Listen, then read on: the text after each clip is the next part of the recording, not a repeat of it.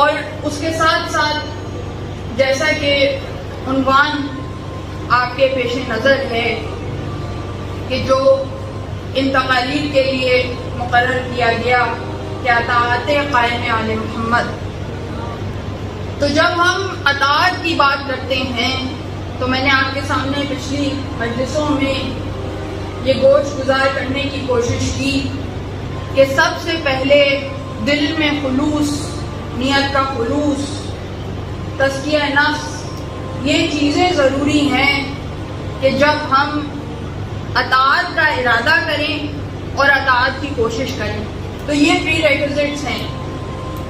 اس لیے کہ جب تک ہمارا دل گداز نہیں ہوگا، ہمارا دل نرم نہیں ہوگا، ہمارا دل اس کھیتی کو تیار کرنے کے لیے آمادہ نہیں ہوگا، وہ کھیتی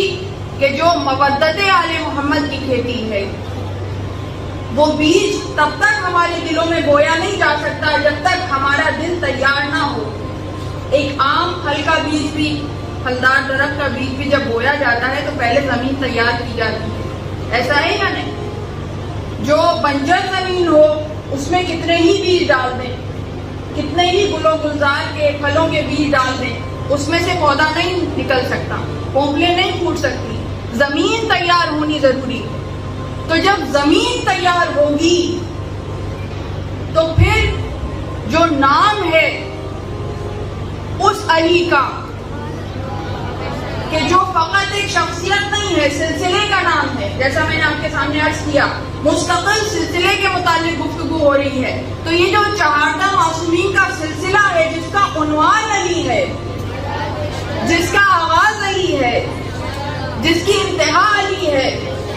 تو اس علی کا نام بھی ایسی تاثیر رکھتا ہے کہ وہ اکسیر بن جائے گا. پھر کسی دوا کی ضرورت نہیں ہے، بس نام لیتے رہیں، وہ نام لینا ہی کافی ہے، وہ نام لینا ہی دراصل بیج ہے.